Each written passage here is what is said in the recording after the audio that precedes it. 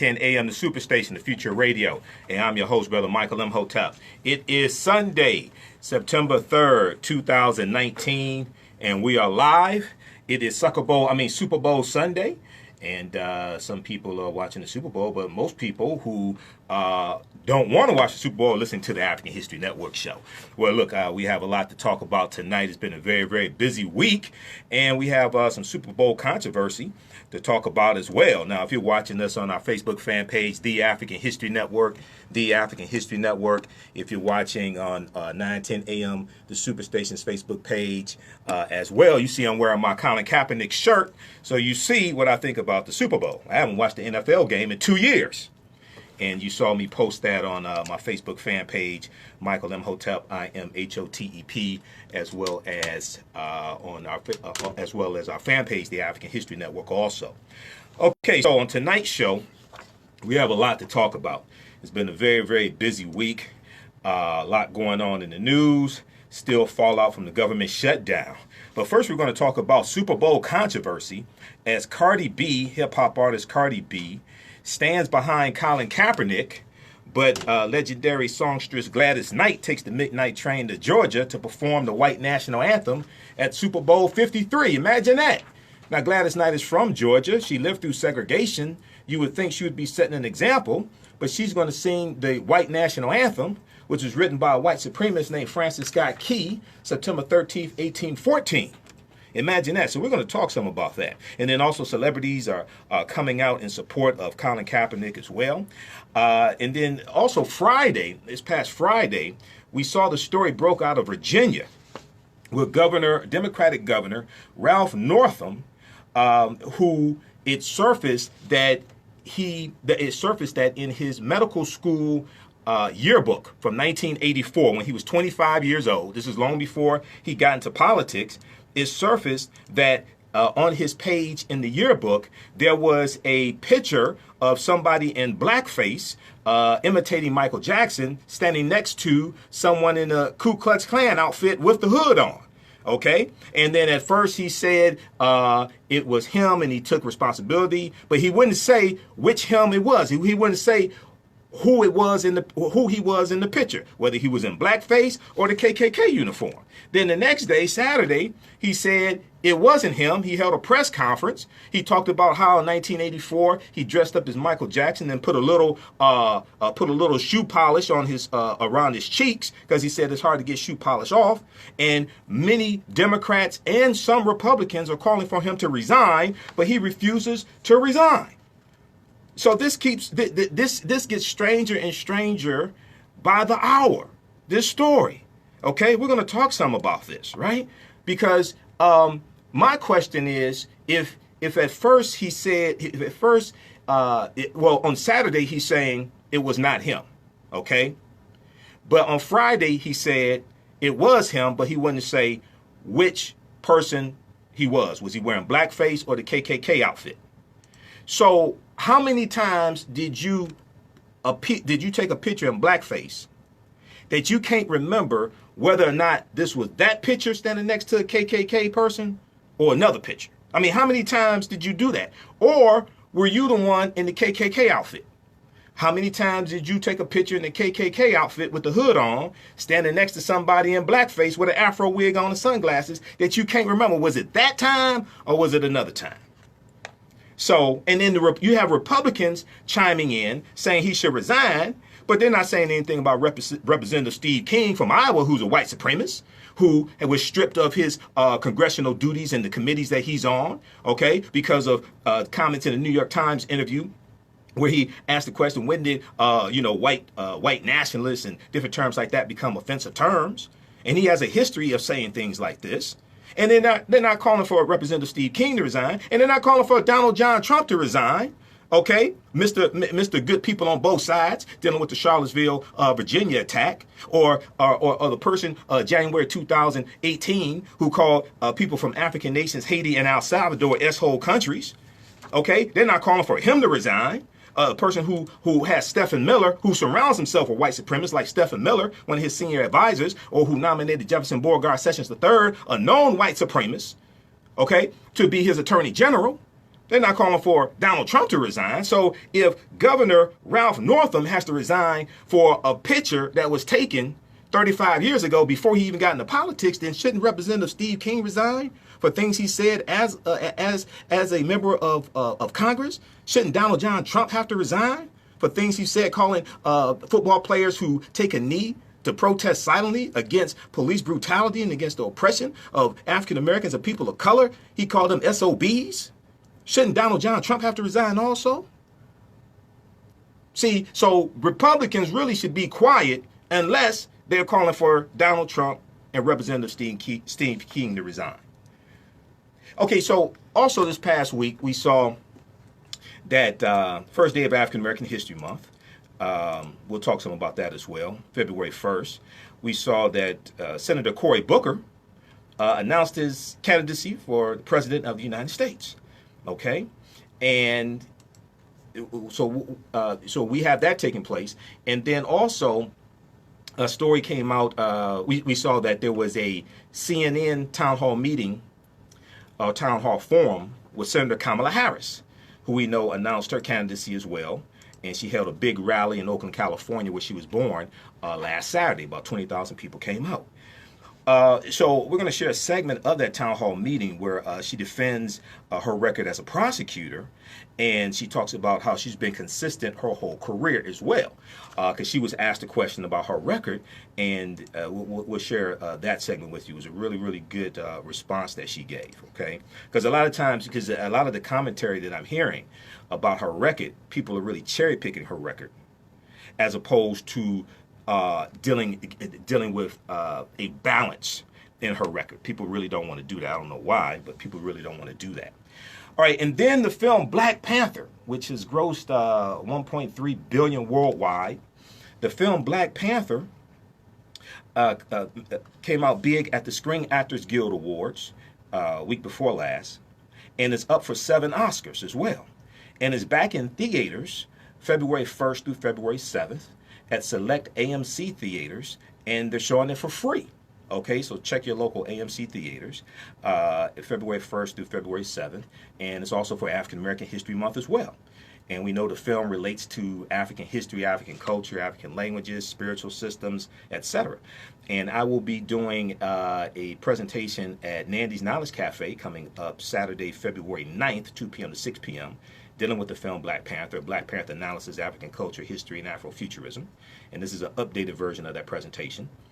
Thanks to everybody who came out to my presentation at Nandy's Knowledge Cafe yesterday, dealing with the history of Black Wall Street in Tulsa, Oklahoma. The history of Black Wall Street in Tulsa, Oklahoma. And each Saturday in February 2019, 2 p.m. to 6 p.m., I'm doing lectures at Nandy's Knowledge Cafe, located at 71 Oakland Avenue in Highland Park, Michigan. 71 Oakland Avenue in Highland Park, Michigan. So February 1st kicked off the first day of African American History Month, and we'll talk some about some of the history of it. I spoke at the Black History Month Gala in Inkster, Michigan, this past Friday, February 1st. You know, we had Councilwoman Sandra Watley on last Sunday from Inkster, and she talked about the 28 days of events they have for African American History Month in Inkster, okay, Inkster, Michigan. So I was there. I was the keynote speaker for the Black History Month Gala, and I talked about some of the history of African American History Month, why it was created, how many of us celebrate it, but we don't understand what we're celebrating, okay?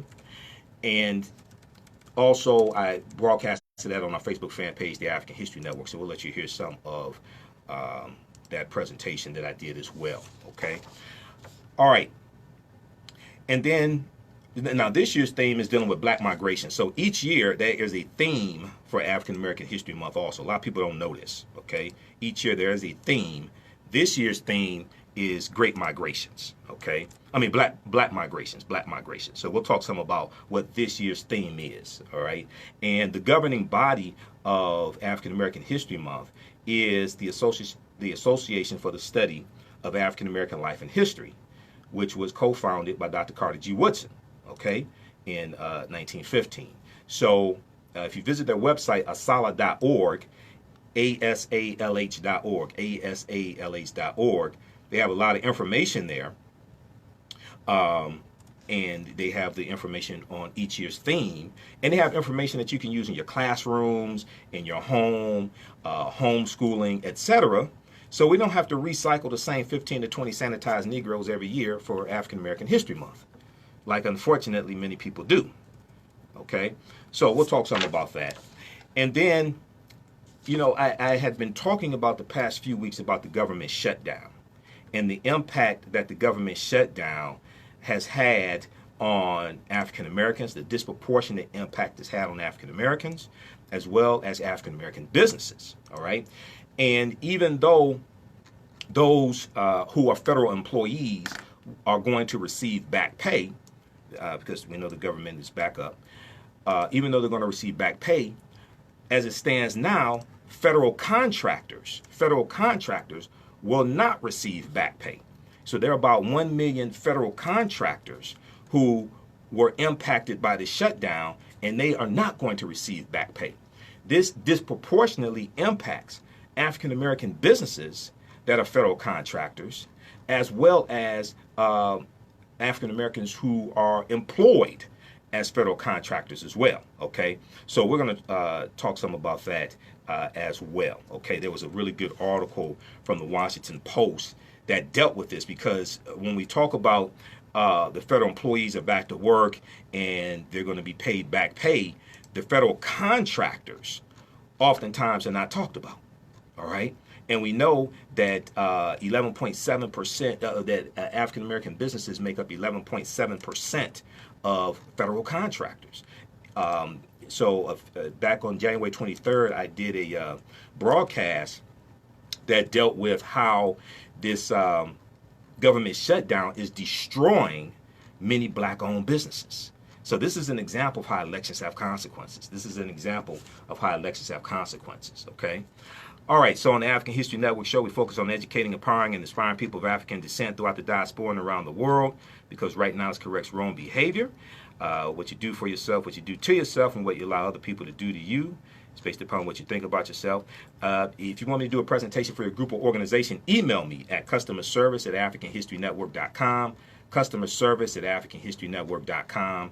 If you want me to do a presentation for your group or organization, or give me a call, 313-462-0003. And coming up on Sunday, February 10th, 2 p.m. to 5 p.m., I'll be doing a special online class dealing with the history of Black Wall Street. A special online class dealing with the history of Black Wall Street. So that'll be a donation of $10. You'll get a digital download also. We'll have information at our website, AfricanHistoryNetwork.com, AfricanHistoryNetwork.com on Monday. All right, we have to take a break. We're coming up. You listen to the African History Network show, 9-10 a.m. the Superstation, the Future Radio. I'm Michael Imhotep. We'll be back in a few minutes. All right, stand by, guys.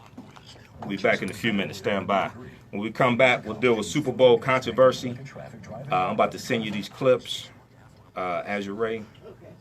And then I got the description, the information for tonight's show. All right. Stan, how's everybody doing tonight? Share this broadcast on your Facebook page. Invite your friends to tune in also.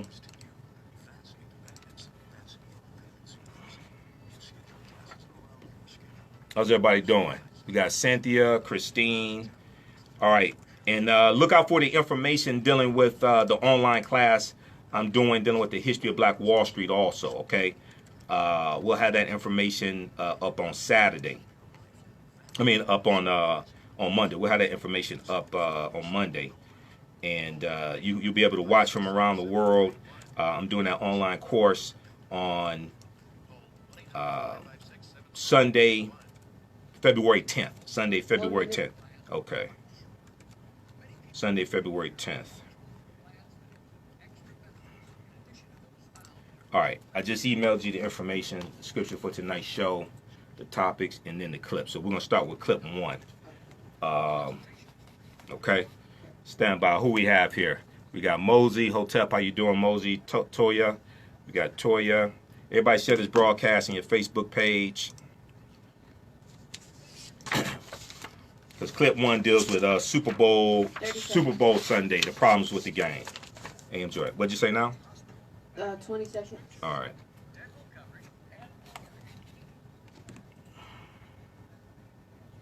How's everybody doing? Okay, stand by. 10 seconds. Mm-hmm. 5.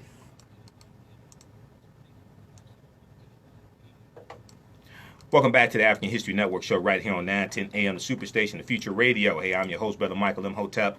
It is Sunday, February 3rd, 2019. It's Super Bowl Sunday, and we're going to deal with some Super Bowl controversy. Now, you see my shirt that I'm wearing, my Colin Kaepernick shirt, where he said, I'm not going to stand for a flag that oppresses black people and people of color, because that's the full quote. I'm not going to stand for a flag that oppresses black people and people of color.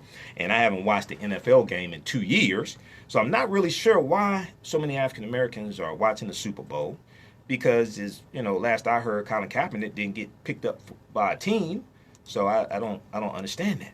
But when we look at the Super Bowl, now National Retail Federation, NRF.com, National Retail Federation, estimates that consumers on average will spend $81 dealing with the Super Bowl. American adults say they will spend an average of $81.30 for a total of $14.8 billion as they watch the Patriots with the deflated balls play against the Rams, okay? And for Super Bowl 53, all right? Now, it's also estimated that it's going to cost $5.2 million for a 30-second commercial. So the commercials are very, very expensive, okay? And it's estimated that 182.5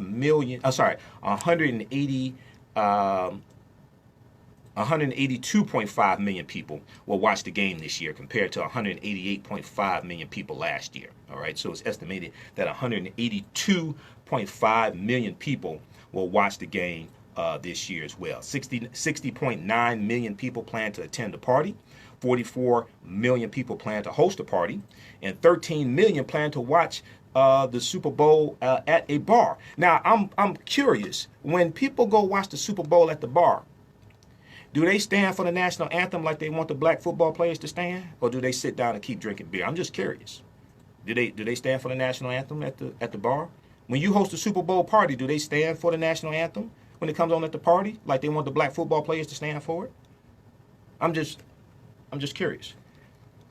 Okay, so for more information, check out NRF.com. NRF.com. They have an article there. Consumers say they'll spend an average $81 on Super Bowl. Consumers say they'll spend an average $81 on Super Bowl.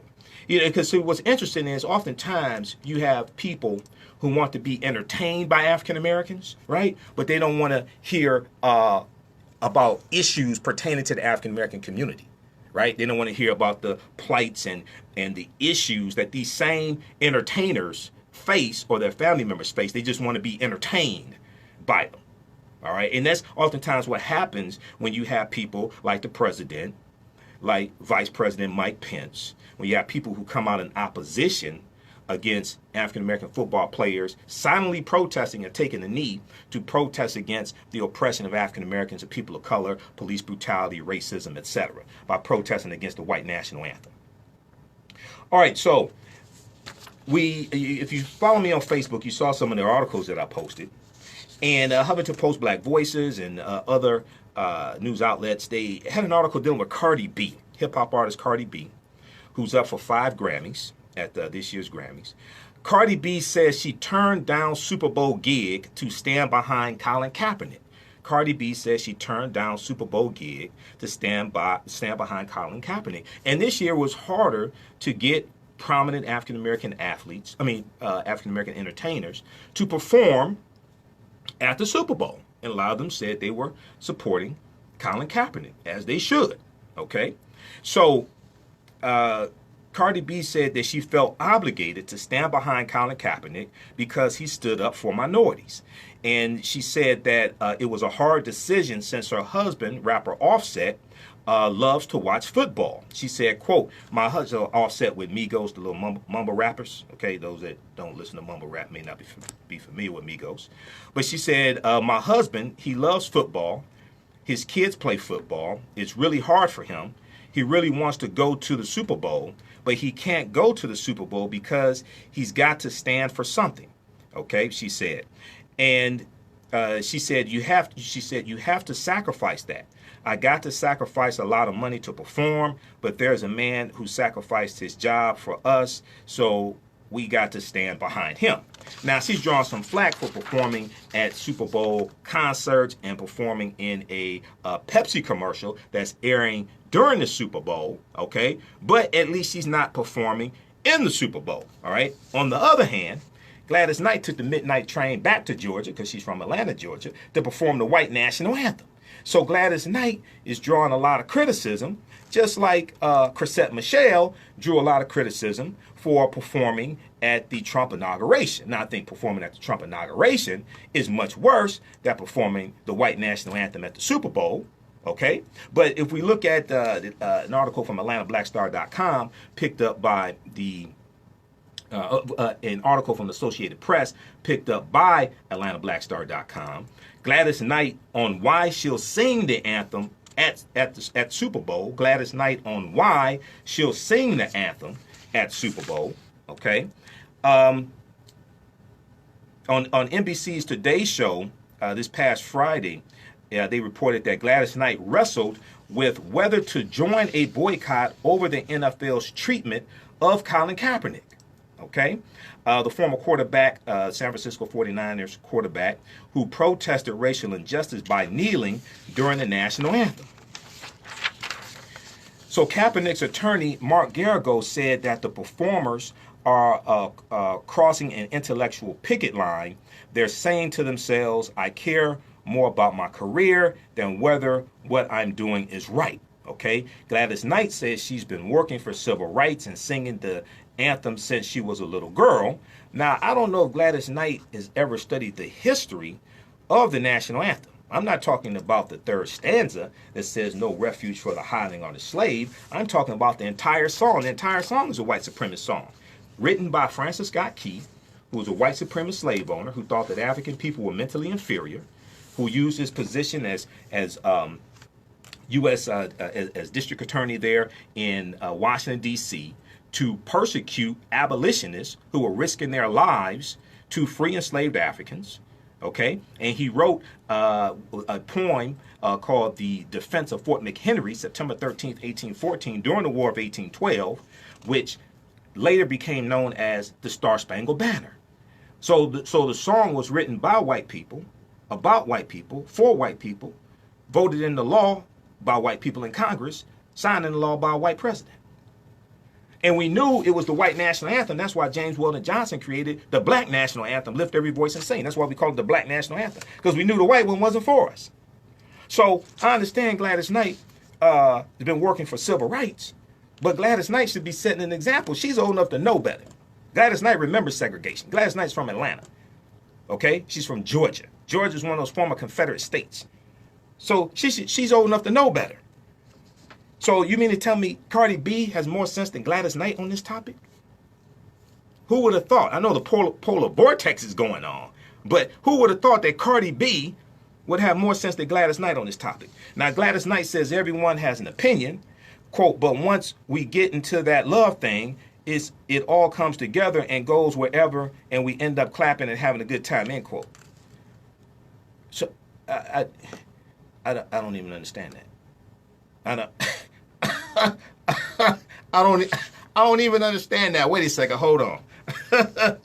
So we go back and we look at why Colin Kaepernick started the protest, right? The first article was written by NFL.com by Steve Weiss, August 27th, 2016.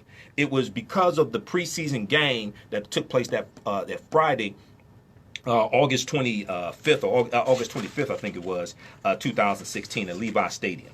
The San Francisco 49ers were playing against the Green Bay Packers. And at a press conference, Kaepernick was asked, why were you sitting on the bench when the rest of the team was standing for the national anthem? Now, this was preseason, right? Preseason game. This was the third preseason game. He had done it the previous two preseason games in that season, but nobody paid attention to it. And he said, I'm not going to stand up to show pride in a flag for a country that oppresses black people and people of color, end quote. Now, if you look at the shirt that I have on, right, and I got this from a man, Khalil, who's a vendor longtime veteran. You see him at a lot of events here in the Detroit area. Colin Kaepernick on the shirt says, "I'm not going to stand for a flag that oppresses black people." The full quote, however, is, "I'm not going to stand up to show pride in the flag for a country that oppresses black people and people of color." This is what Kaepernick actually said, okay? And Kaepernick went on to say at that press conference, quote, "To me, this is bigger than football, and it would be selfish on my part to look the other way. There are bodies in the street and people getting paid leave and getting away with murder," okay? So this is the first press conference where he talks about this. And this is in the article from NFL.com entitled "Colin Kaepernick Explains Why He Sat During National Anthem." This is from August 27th, 2016, okay? And then he also said, however, and a lot of people don't like to mention this part, all right? But he said that, to me, this is something that has to change when there's significant change. Listen to me. Kaepernick said, "When there's significant change, and I feel that flag represents what it's supposed to represent, this country is representing people the way that it's supposed to, I'll stand." So instead of people criticizing him like Donald John Trump, who's the first Russian president of the United States, right, and is told over 8,100 false and misleading statements, whose campaign had 100 contacts with Russians, his presidential campaign and transition team, and that's documented by the New York Times as well as YahooNews.com. And Vice President Mike Pence pulled that stunt, I think it was last year, when he went to the game with 49ers were playing against the Indianapolis Colts, and it was taxpayer dollars that paid for him to go to the game, and then he gets up and leaves when they protest against the National Anthem. He gets up and walks out. He pulls that little stunt. Taxpayer dollars paid for that. Just like Trump is trying to shake down Congress to pay for this fake wall that he lied and said Mexico was going to pay for. So instead of them persecuting Kaepernick, why don't they say, well, wait a second. Why don't we listen to his concerns and the others' concerns, and why don't we address these systemic issues that they're protesting against? Because, see, oftentimes, instead of listening to the grievances and issues, people want black people to suffer in silence and smile while we do it and entertain them. That's what this is about. See, a lot of people want African Americans to suffer in silence and smile while we do it, so it makes white people feel more comfortable with the oppression of African Americans and people of color, and entertain them while we do that. Read this other article, dailymail.co.uk, August 28th, 2016. The next day, August 28th, 2016. Defiant 49er quarterback Colin Kaepernick faces mounting anger as he insists he will continue to sit for the national anthem at NFL games in protest at the oppression of black people. Dailymail.co.uk, August 28th, 2016. Okay? He said, "I'm going to continue to stand with the people that are being oppressed." This was on a Sunday. This was at a press conference on a Sunday. This was 2 days after that preseason game at Levi Stadium. Okay? He said, "When there's significant change and I feel like that flag represents what it's supposed to represent, this country is representing people the way that it's supposed to, I'll stand." He said, "This isn't for publicity or anything like that. This is for people that don't have the voice. And this is for people that are being oppressed and need to have equal opportunities to be successful, to provide for families and not live in poor circumstances." So yesterday morning on AM Joy, Joanne Reed, MSNBC, Joanne Reed talked about this. Actually, it was this morning. I'm sorry, February 3rd. This morning. Super Bowl Sunday, the problems with the game. Okay? Let's go to this clip. Issues with the game. There's a lot of politics tied up in it now, particularly since the Patriots are seen as sort of the pro-Trumpish team or Trump's favorite team. And, you know, so you have a lot of politics tied up in it. And, of course, issues about the anthem, whether or not they'll be kneeling, et cetera. Talk a little bit about that. Well, I think with the Patriots, their owner, Bob Kraft, he's very tight with Donald Trump. he's made it I think his mission to be sure that players are what he would call respectful of the national anthem. But remember, this is a social injustice campaign that Colin Kaepernick waged. But you can always turn it into whatever you want to turn it into. Politics have really entered that conversation this week with some of the artists who did not want to be a part of the halftime performance, to Colin Kaepernick, and how many people were found that Roger Goodell's, the commissioner's, his comments about that were unsatisfactory. So there have been politics galore. The league would wish this would go away, but it's just not there yet. Yeah, I mean, okay, we know that there's a lot of politics and everything. Even one of the commercials, there's a woman named Antoinette. Okay, and that now, we're going to go back to that clip in just a minute. I just want to let you know who that was Joanne Reed was talking to. That's Fox senior analyst Pam Oliver. Fox senior analyst Pam Oliver that Joanne Reed is talking to. Okay, let's go back to this clip. Woman to play for the NFL. The NFL has seen its numbers go down. Is there any evidence that that's about the politics of it? Is it about the kneeling? Is there evidence of why the viewership is going down? Or is it just other stuff, digital and stuff people are watching? Well, the ratings actually rose this season. I think last year it was so close to some of the different protests that fans were turned off. But I think it was sort of exaggerated because President Trump decided to make it an issue and, sort of inflame his base in a lot of ways as far as the anthem went. Yeah. But I've covered a lot of games this season where a couple of players knelt, and it was not a very big deal. Cameras didn't really focus on it. I didn't hear any booing. I think when it comes down to it, fans can be sort of fickle. If their team's winning, then they can get on board. But I think just a handful of folks really decided to make it an issue, but the ratings rose this year. Okay, Daniel, let's talk a little bit about the anthem issue, because of course Gladys Knight is performing the anthem. There's been some consternation among folks that she criticized Colin Kaepernick, so Auntie Gladys is getting a little bit of people have a little chagrin about it. What do you make of it? Because there's also been the sort of talk around potential boycotts of Georgia because of the governor's race, because of Brian Kemp. Does that wind up marring the experience that used to be sort of a universal experience for people? I mean, I feel like the NFL is kind of marred in a way. There are a lot of people that are saying that they're not going to watch the Super Bowl. There were people that were very upset, like you said, about Gladys Knight coming and performing, especially within the Black community, saying why? And hopefully, are you going to use this moment to do something, to say something different about how the players are being treated, about criminal justice? The same thing that happened with Travis Scott and him performing and having to kind of team up and say, okay, I'm performing, but I'm going to give $500,000, to said social justice group, so don't come for me. But people are saying, I mean, I've heard both things. I've heard both Gladys Knight, and people are upset that she criticized Colin Kaepernick, but at the same time upset that the NFL chose Maroon 5. I mean, of course, they weren't able to get some of the people they wanted, Cardi B and others, and so they didn't want to do it. Right. I mean, literally everybody turned them down. But you're in Atlanta, you're in a city that's a huge music city, and there's not Big Boy is going to be part of that. There was not a focus on local music artists, and from Georgia, that was a problem for them. I just don't think that the NFL really thinks. Like, they make a lot of decisions, and they kind of, don't really get what's happening and how people are really frustrated. I think people were calling out Maroon 5 as well. You had artists like Pink and other people that said, why are you performing? Like, if you're going to do something, then actually use this moment to uplift other people, right? Like, are they going to all come up and show up with number 7, and wear Kaepernick's jersey? Because that would be a moment, right? Well, if anybody's listening, that could be a moment.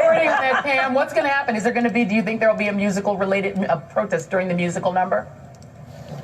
Well, it could be. Remember that the NFL canceled Maroon 5's news conference this week. They don't want the band to be subjected, I think, to some of the questioning, and of course it would be centered around Colin Kaepernick. It's amazing to me that he is not in the NFL. I don't want to jump ahead on you, Joy, but It's amazing that he's not in the NFL 2 years after he began the protest movement. And some of the backup quarterbacks in this league are atrocious. There's no reason that he should not be performing on Sunday, even if it's in a backup role. At least bring him in for a tryout. Yeah. His collusion case continues, but these owners, you just got to wonder, what are they scared of? Yeah. You know, just be grown men. And if you think you can win with this quarterback, bring him in. But I definitely think he could be a backup in this quarterback and maybe, again, ascend to starter. He went to the Super Bowl. He led the 49ers to the Super Bowl.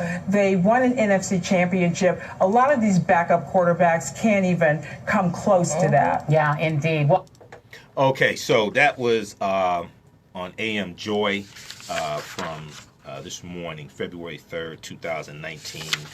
Go to msnbc.com. You can watch that clip.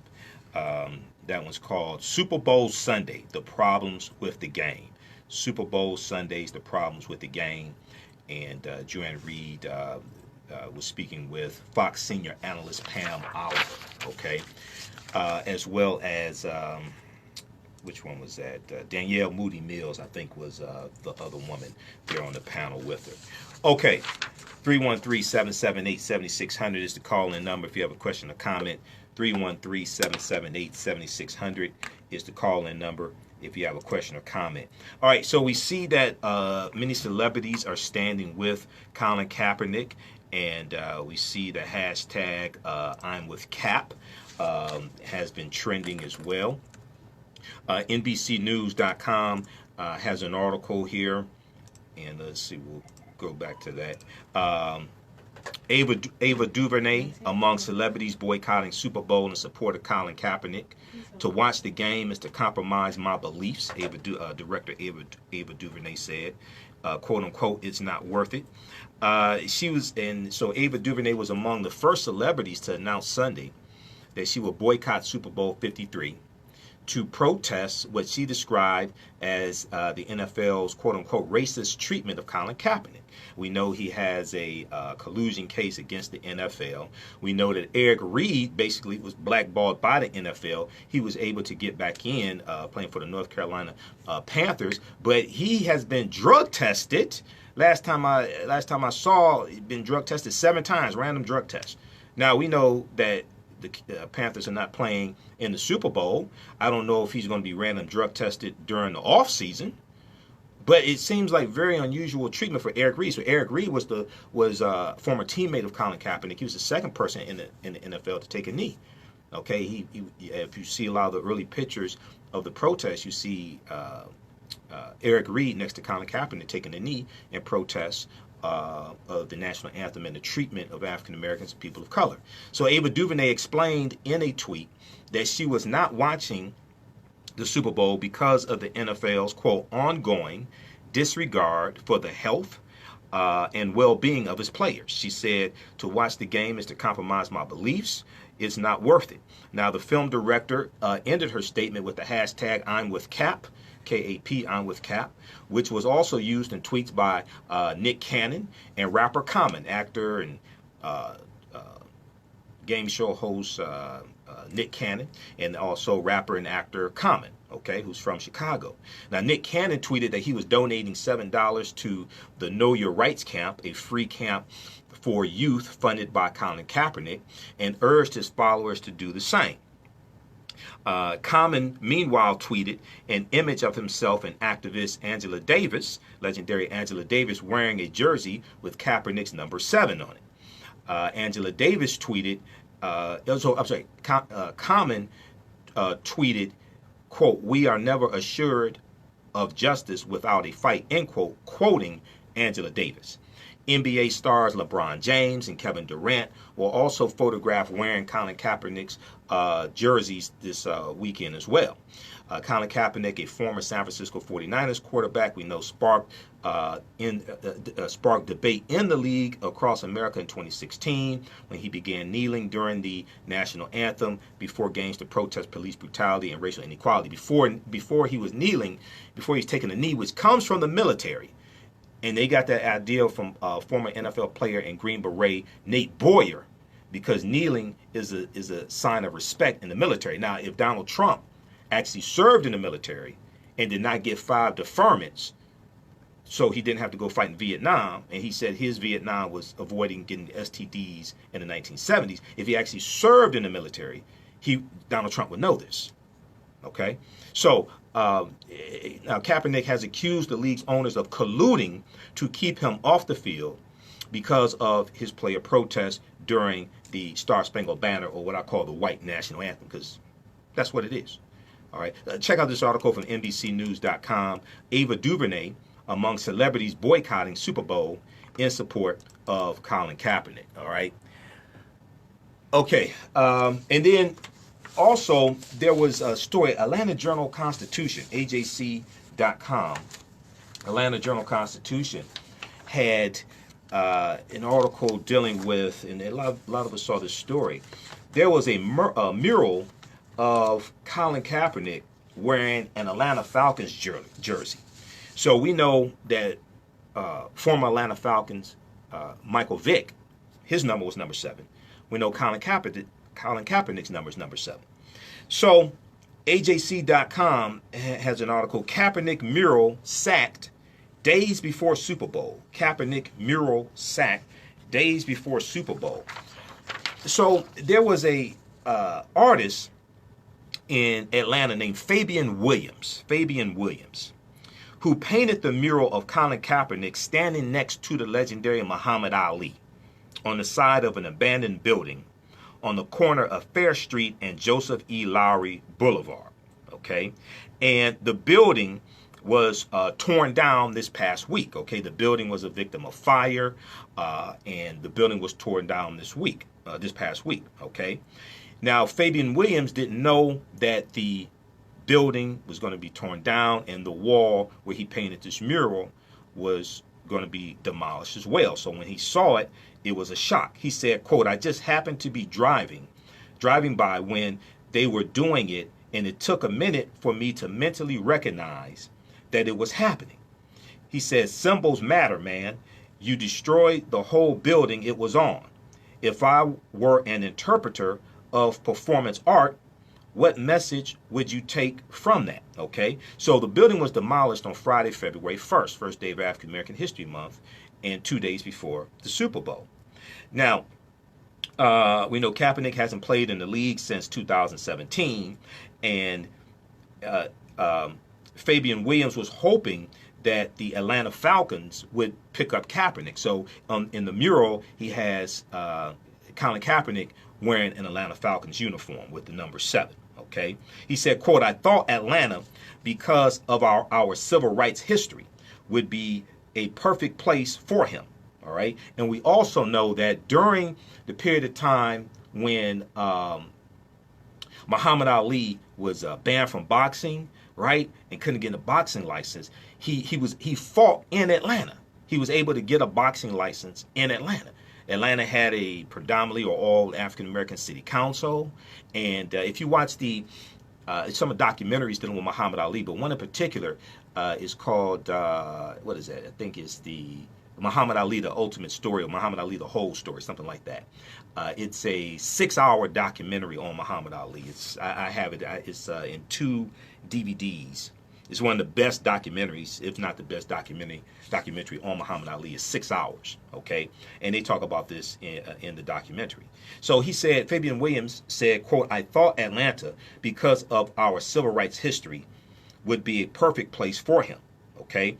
Now, Fabian Williams, who sometimes paints under the name of Occasional Superstar, has painted murals and projects all over the city. He was driving through Atlanta one day when he was struck by the space, which is right across the street from the Morehouse College basketball arena and about a mile from Mercedes-Benz Stadium. That's where the Super Bowl is taking place, Mercedes-Benz Stadium. All right. So about 6 months ago, a fire ravaged the building, but the wall remained intact.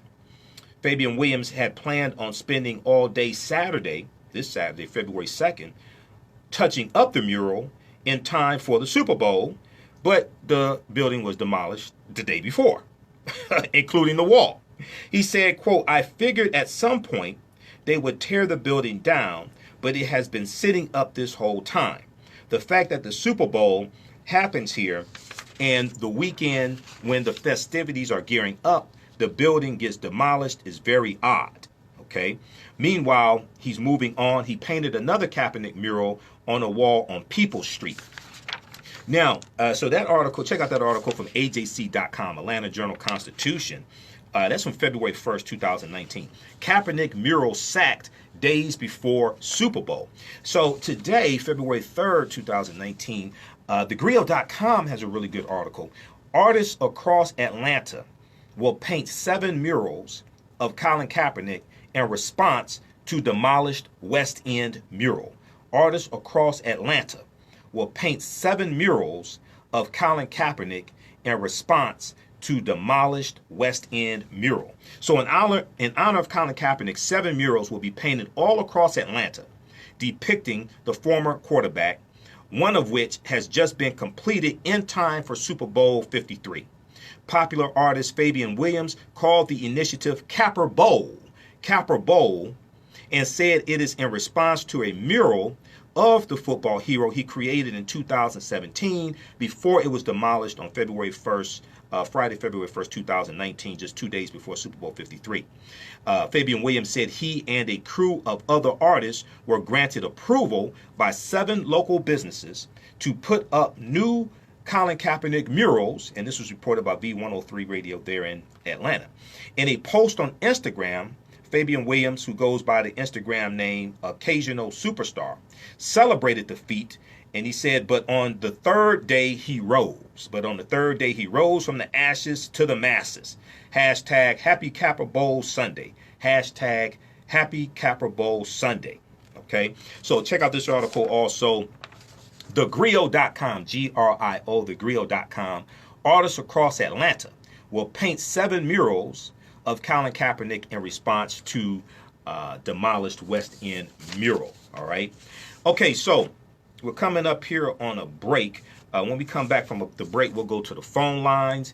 We'll go to Aiden there on line 1 when we come back from the break. The calling number is 313-778-7600. 313-778-7600 is the call-in number if you have a question or comment. Follow us on our Facebook fan page, The African History Network. The African History Network, we're broadcasting there. Also on 910 AM Superstation's fan page on Facebook also. And then in the second hour, we'll deal with Governor Ralph Northam, Democratic Governor of Virginia, Ralph Northam, who says he will not resign, and behind the blackface Klansman picture that he is in, or maybe he's not in, but it's in his medical school yearbook on his page. And he said that he didn't buy the yearbook. He didn't know it was on the page, even though it took place in 1984. The whole story doesn't make any sense. The whole story keeps changing day by day, hour by hour. Doesn't make sense. Congressional Black Caucus leaders say that he has to resign. President of the NAACP says he has to resign. Reverend Al Sharpton says he has to resign. Mark Morial of the National Urban League. Everybody, you have Republicans speaking out. Now, Republicans, you need to pull up for a minute, because you need to tell Representative Steve King of Iowa he needs to resign as well for his white supremacist comments. And you need to tell Donald John Trump he needs to resign. So if Republicans are going to jump in on this, then you need to tell Representative Steve King and Donald Trump they need to resign. Because this right here happened 35 years ago, before Ralph Northam got into politics. We're talking about stuff that Steve King and Donald Trump have said while they are in office. So if Republicans want to jump in this, then you need to check those two also. You listen to the African History Network show right here on 910 AM, the Superstation, the Future Radio. I'm Michael Imhotep. We'll be back in a few minutes. Hi again, everybody. All right, stand by, guys. We'll be back in 4 minutes. 313-778-7600 is the call-in number. I may do a part 2 of this broadcast at about 11:45 p.m. tonight when I get back to the office. Depends upon how much energy I have. I may do that, because I'm not gonna be able to get through all these topics. I got a ton of information here. All right. And I did a broadcast early in the week dealing with Jussie Smollett, right? And I have to do an update on that also. Damn, this Things in the way. All right. How's everybody doing? Share this broadcast on your Facebook page. Invite your friends to tune in also. We've got Renee, Angie. How's everybody doing? Mosey, Derek, Dirk, Terry. All right, stand by. Okay, let's see. Okay, you got the clips, right, Azure Ray? Yep, I got them up. Okay, so and I'm trying to find this one from CNN. We'll go to okay. I'm not going to do clip 2 right now. Okay. I'm going to go to the story from the governor. Let me see, what do I have on him? Maybe another clip I have to send you here. Let me see here. I had to do a lecture yesterday, so I didn't get a chance to work on any of this stuff yesterday. What's going on? Okay, I'm about to send you this clip here. So I'm going to jump into this one.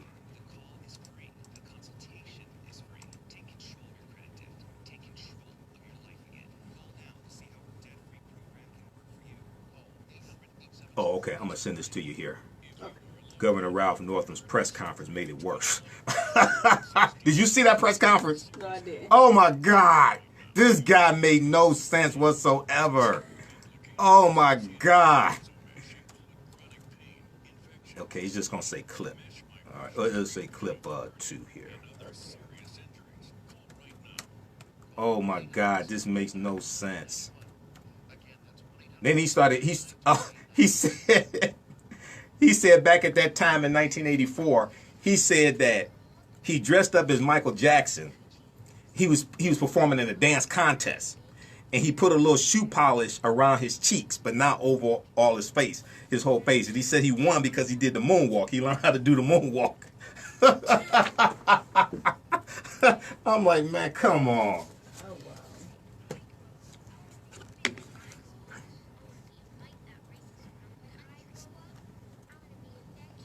Okay, so we got that clip right there.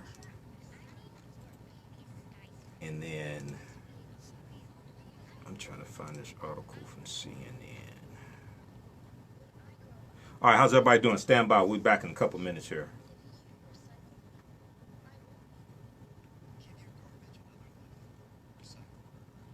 One minute. All right. Okay, Northam refuses to step down.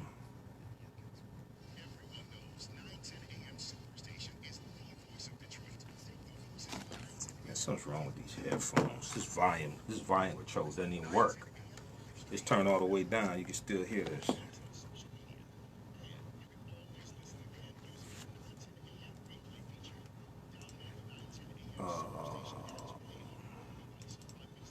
Okay, we deal with the history of blackface. 30 seconds. All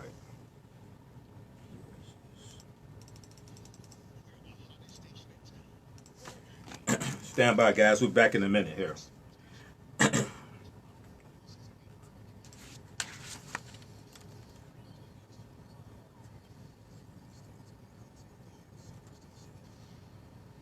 10 seconds.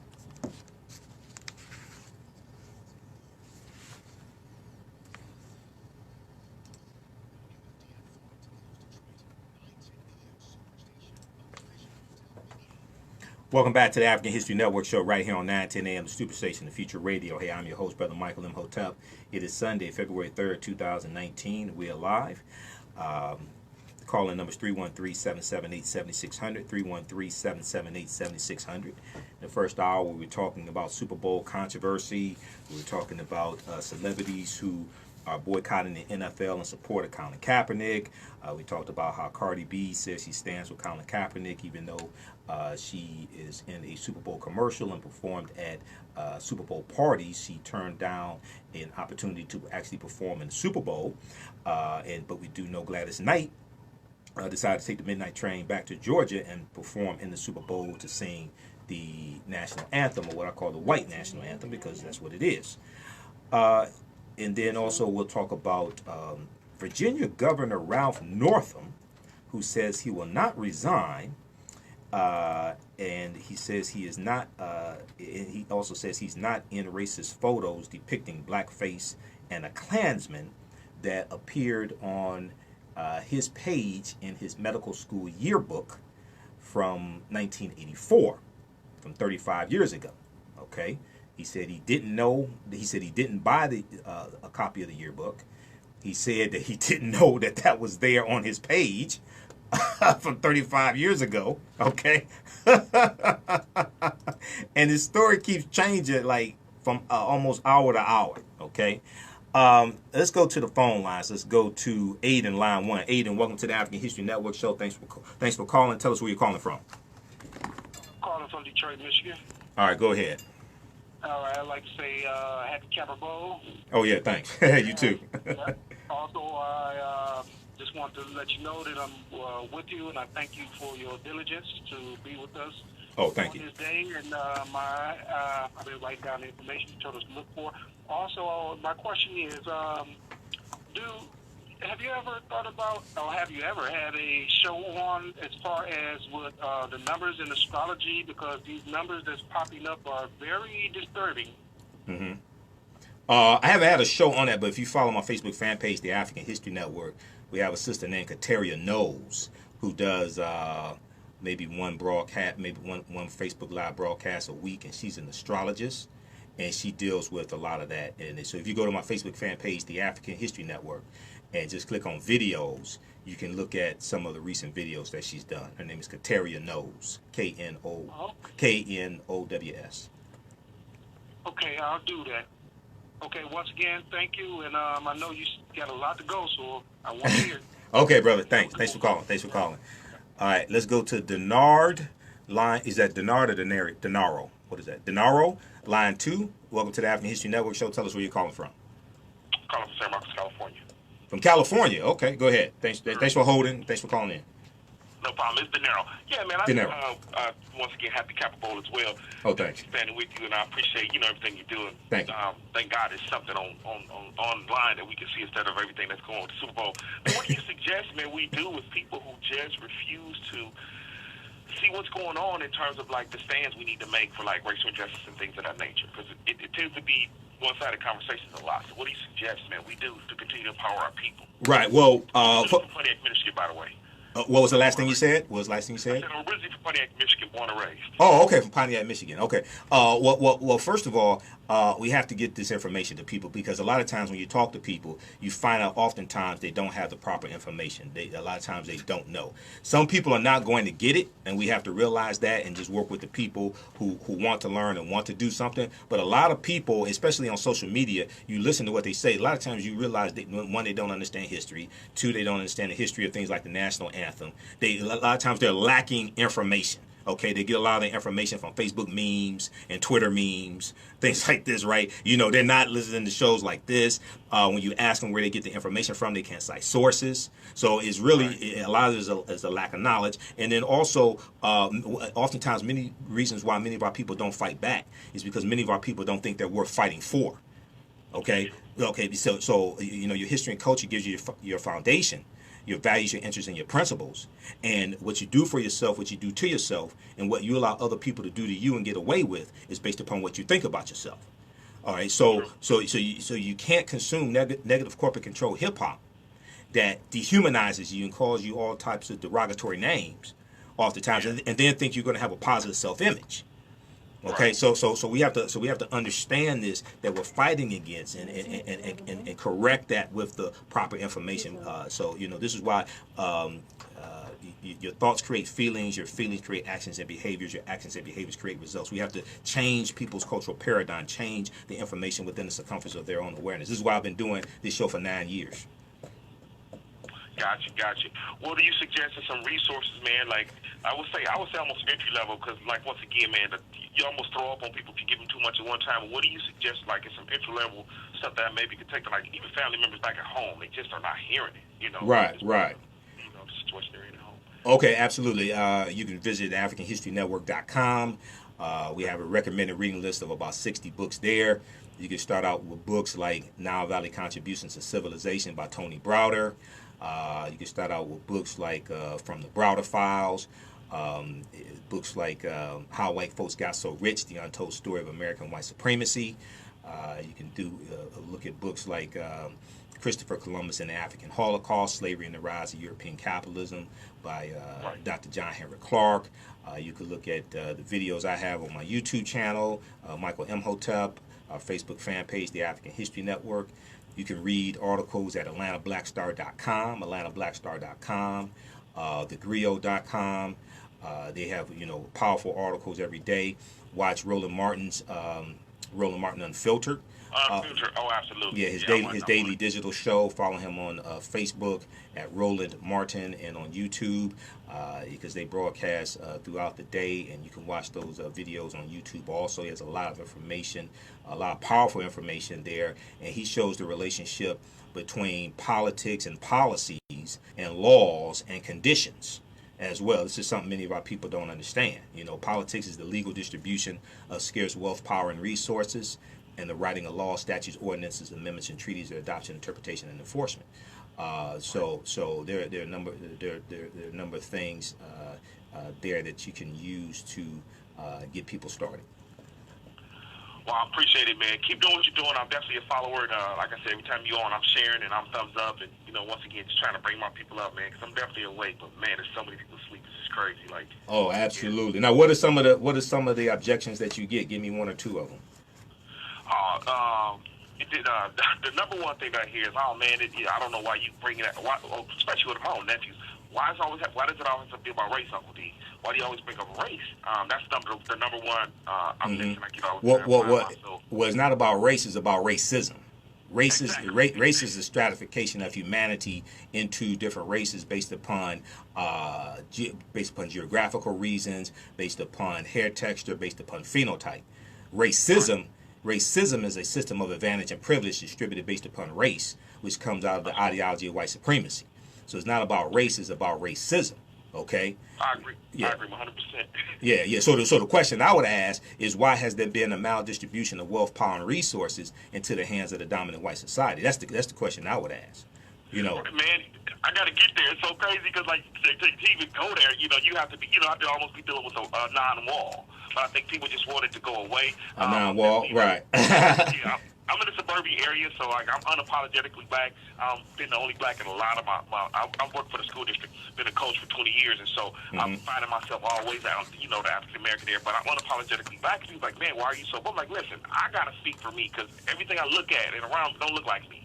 Right. So fortunately, you got a lot of ears that listen, but most of our people don't. I got a lot of people that's non-colored that's listening to me and hearing the message in my own people. And it's pretty frustrating, man. Well, I would ask them, how is it that African Americans worked the land for free for 246 years and then were locked out of massive land giveaways of hundreds of millions of acres of land? Why is that? Now, also one thing you could do, this is African American History Month, right? So if you go to our website, AfricanHistoryNetwork.com, and click on read articles by Michael Imhotep, you can read the article that I have that deals with the history of African American History Month, because most of us don't understand that history. It's called Black History. Black History Month was never designed to be the only month we study our history. Okay, and I deal with that history, and I'm doing a series of lectures in Detroit at Nandy's Knowledge Cafe every Saturday in February, 2 p.m. to 6 p.m. Okay, but if you read that article, it'll give you a lot of information that you can share with it, because most African Americans don't understand the history of African American History Month. Don't understand Cardi B. Woodson, and they think that this was something that white people gave us. No, this is something we created ourselves. We didn't ask permission.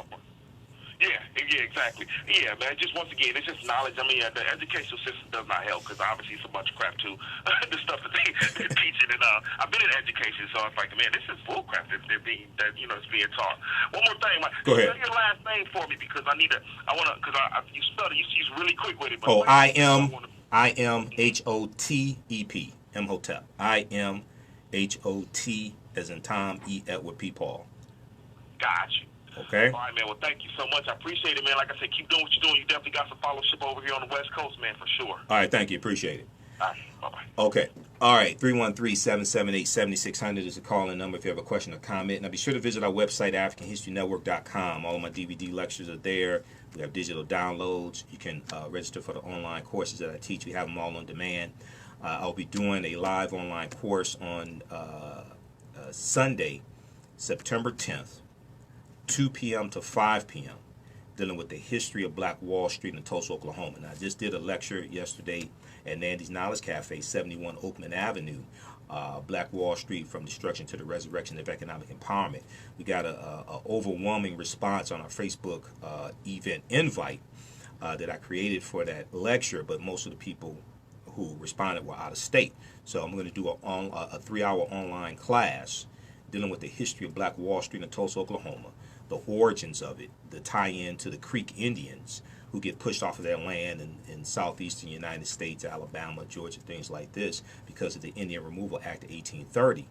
And Tulsa, Oklahoma was founded by Creek Indians around 1836, who go into Oklahoma, they go into Tulsa, and they take their African slaves with them, because all 5 civilized tribes of Native Americans, the Choctaw, Chickasaw, Creek, Cherokee, and Seminole Indians, they all own black slaves. And you're going to have some black freedmen with them as well. You're going to have some Africans who are free, who are part of the Creek Nation. They marry into the nation also. So in the early landowners, early African-American landowners in Tulsa, Oklahoma, many of them got land because of the Black Freedmen Indian Treaties of 1866 that you've heard Dr. Claude Anderson talk about. So those who came to my lecture yesterday, they got a real history lesson, because I dealt with the origins of Tulsa, Oklahoma.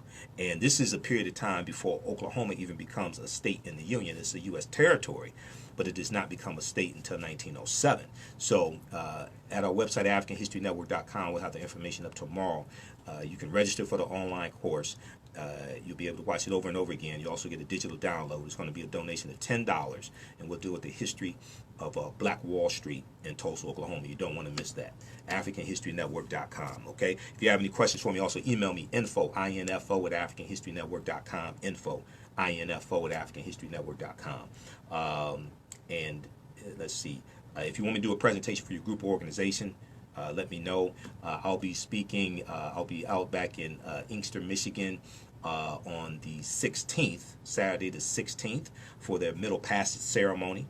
So when I was speaking there Friday, they asked me to be the keynote speaker for the Middle Passage ceremony that's taking place Saturday the 16th. So we'll get more information about that. And then also Saturday, February 9th, 2 p.m. to 6 p.m. at Nandy's Knowledge Cafe, I'll be doing an extensive presentation dealing with the film Black Panther. We know Black Panther is back in the theaters February 1st through February 7th. It won big at the Screen Actors Guild Awards. It's up for 7 Oscars also. And the presentation I do is an updated presentation, so you haven't seen this one before. It's an updated presentation, and I deal with how the film relates to African history, African culture, African languages, spiritual systems, and some of the history of the Black Panther comic book. And we know the word Wakanda, even though it's a fictitious place, is a real word. We see Wakanda is in Native American languages like the Omaha Ponca language. It's in the Sioux Indian language. It means possesses secret powers. And also Wakanda is a Bantu word as well. Okay, Bantu is a group of 500 languages spoken like in Southern Africa and Central Africa. And Kwanzaa is a Bantu word also. Kwanzaa is a Kiswahili word. Kiswahili is a Bantu language. Kwanzaa is a Bantu word. Wakanda is a Bantu word. We know the word Kanda, K-A-N-D-A, is in the Kikongo language. Kikongo is a Bantu word also. Okay, the language spoken in the film Black Panther is called isiXhosa. isiXhosa is spoken in South Africa. isiXhosa is a Bantu language also, and it has the click sounds in it. So if you saw my presentation at the Charles H. Wright Museum of African American History, December 27th, 2018, for the second day of Kwanzaa, Kujichagulia, that presentation was called From Kwanzaa to Wakanda, Reconnecting African Americans to African Culture for Self-Empowerment. And I showed you a clip dealing with the click language. And we know, dealing with isiXhosa, and isiXhosa has some of the click sounds in it, C-L-I-C-K, the click sounds in that language. And the click language is the oldest language basically on earth, right? And that's a language of the Khoisan, who have the oldest DNA on the planet, who come from Southern Africa, who are the ancestors to the Ainu and the Twa. So if you heard any of the interviews I've done with Dr. David Imhotep, who wrote the book, The First Americans Were Africans, Documented Evidence, and if you saw, if you were there yesterday at Nandy's Knowledge Cafe, and I showed the clip from Channel 5 WKRP in Cincinnati, the interview that they did with Dr. David Imhotep back from 2011, he talked about the Khoisan, he talked about the click language, right? So this ties right into the language isiXhosa, which is spoken in the film Black Panther, which is a real language. Okay, it's a language that Nelson Mandela spoke. Okay, it's a language spoken in South Africa. You'll hear it referred to as Xhosa or isiXhosa. All right, so this film is much deeper than what people think. This film reconnects African Americans and, in some cases, African people to African culture, language, history, spiritual systems. It's a very, very deep film, but you have to understand African history, language, culture, spiritual systems, and the history of the Black Panther comic book to understand all of this. Okay, you can order my DVD lectures dealing with the film Black Panther at AfricanHistoryNetwork.com, AfricanHistoryNetwork.com, because I have 3 of them there. Also, we have a bundle pack, an 8 digital download bundle pack, a Black Panther 8 digital download bundle pack that includes 3 of my lectures dealing with the film Black Panther and 5 other presentations also. All right, so 313-778-7600, 313-778-7600 is the call-in number if you have a question or comment as well, okay? All right, so Governor Ralph Northam, right? This story broke Friday, and it's been changing day by day. And he refuses to resign. Everybody's seen this story. And what happened was back in 1984 in his medical school yearbook, okay, there was, on his yearbook page, there was a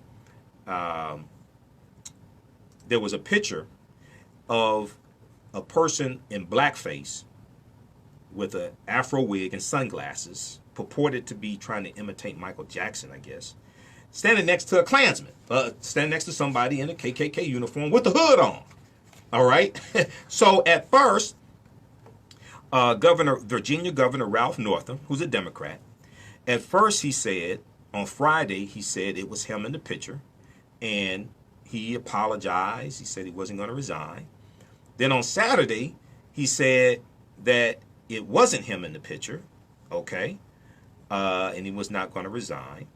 And the story keeps changing. Now on Friday, when he said it was him, he wouldn't say, when he said he was in the picture and apologized, he would not say which person he was. Was he in the blackface or was he in the KKK outfit? All right. Now, if you have a situation where somebody says, yeah, that's me in the picture, but they won't tell you whether they are in blackface or the KKK outfit, then my inclination, you know, my spider senses are telling me that you're the one in the KKK outfit, because you don't want people to know that you dressed up as a Klansman. Because even though it's offensive to dress up in blackface, I've been studying history for 26 years. I don't remember any instances of people dressed in blackface killing African Americans. There may have been 1 or 2. But we know the Klan is a domestic terrorist organization that has killed thousands of African Americans. We know that.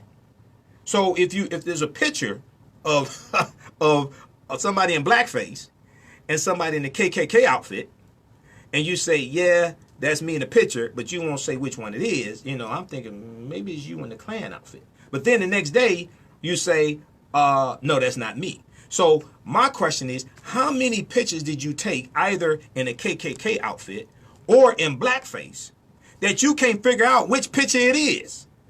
Yeah, that you're confused. How many pictures did you take?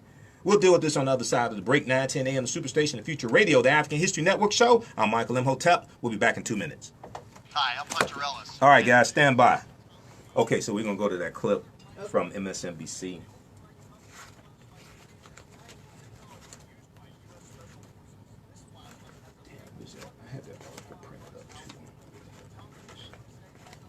All right, guys, stand by. We'll be back in 2 minutes here.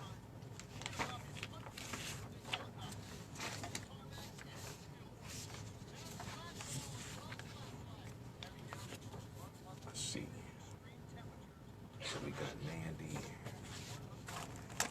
How's everybody doing? Share this broadcast on your Facebook page. Invite your friends to tune in also. Got blackface.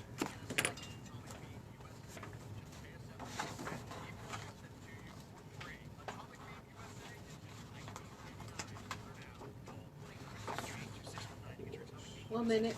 All right.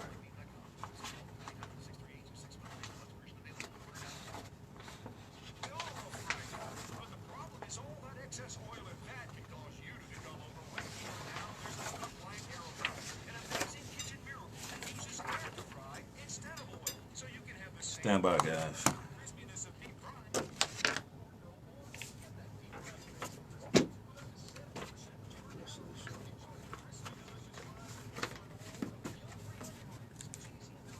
$30 seconds. Mm-hmm.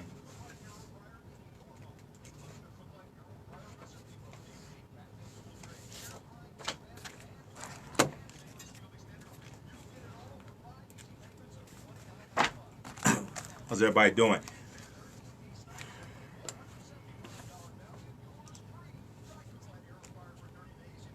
$10 seconds. All right. 5.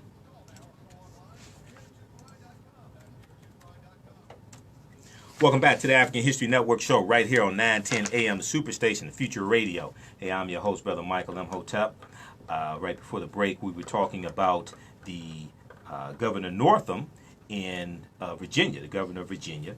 And we were talking about how, his press conference from Saturday, February 2nd, a debacle of a press conference that made things worse. Okay, so on Saturday, right after the press conference, they talked about number one, they showed the press conference on MSNBC, so you can go to msnbc.com. You can watch the 45-minute press conference. And Candace Gibson talked about it on his show right after the press conference, and he was joined by Reverend Al Sharpton, who you can hear Monday through Friday, 2 p.m. to 5 p.m. right here on 910 a.m. The Superstation. It's a nationally syndicated show. He's right here on 910 a.m. The Superstation. He was joined by Reverend Al Sharpton. He was joined by Mark Morial, who is the head of the National Urban League. Let's go to this clip. Virginia, and what I must say seemed like a terrible attempt at damage control, speaking for more than 40 minutes there at the executive mansion, trying to explain away those controversial photo that came out yesterday from the medical school yearbook, same racist photo. He's saying that that was not him in the photo, but for me, the headline was he admitted that he's done blackface, right, and that there might have been a nickname for him that involved Larry and his Perry Mason moment. He did. So the panel is here. The panel's here with me, Joy Reid, my colleagues, and Reverend Al Sharpton, as well as Mark Morial from the Urban League. I think that, first of all, it was totally unacceptable that he did not resign. And he made it worse. He said, I didn't do blackface here, I did blackface there. And you must remember, as I said, I was in charge of community relations for Michael Jackson's tour that year, 84. The Victory Tour. The Victory Tour. In many cities, I remember distinctly in Knoxville, Tennessee, Michael was under threat because many whites were very upset that their children wanted to celebrate these black artists, these 5 Jackson boys. But he's saying in 84, I didn't do the picture in the 84 yearbook, but I did the blackface on Michael Jackson in the same year. He's also saying I submitted 3 photos, but I never got my yearbook. But the fourth one was not the one with the black. And I never got my yearbook. So, Mark, what do you make of this? I mean, you listened to him. He didn't resign. But I also didn't feel any conviction, no feeling, no real sense of remorse. I felt words were being mouthed, a statement was being read.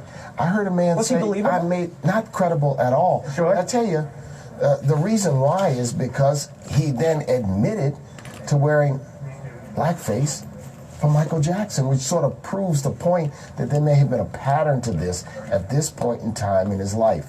It wasn't believable. He should still resign, and I think it was a bit clumsy in how he did it. I didn't feel any remorse. I didn't feel any sense I saw a man saying, well, I may have made mistakes.